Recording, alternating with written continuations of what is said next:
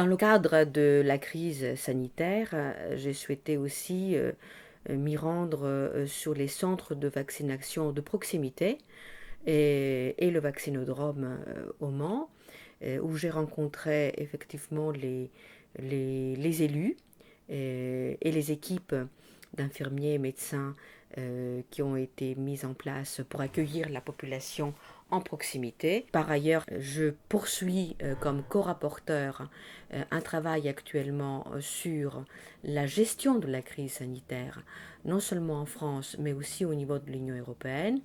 Et il s'avère, dans les différentes auditions et les visites de terrain, la question de la vaccination, elle est prenante.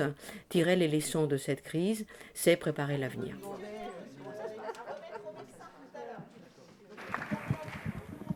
Merci, Monsieur le Président. Ma question s'adresse à Monsieur le ministre des Solidarités et de la Santé. Elle concerne la situation particulièrement des personnels des établissements médico-sociaux, publics et privés.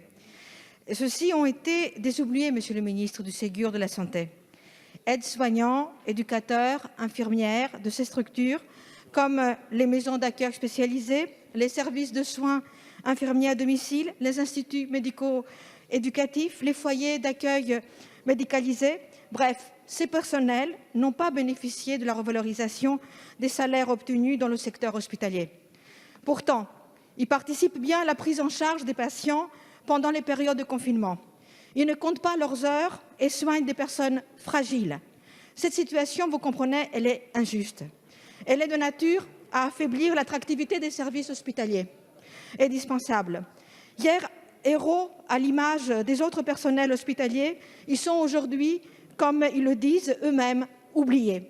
Alors, je vous demande, Monsieur le ministre, ainsi qu'avec mon groupe, que si une négociation, si des mesures, si un objectif de reconnaissance du travail et de l'engagement de ces soignants sont envisagés, visant à la fois leur travail, mais aussi de la sorte les personnes notamment malades et handicapées ou fragilisées qu'ils prennent en charge.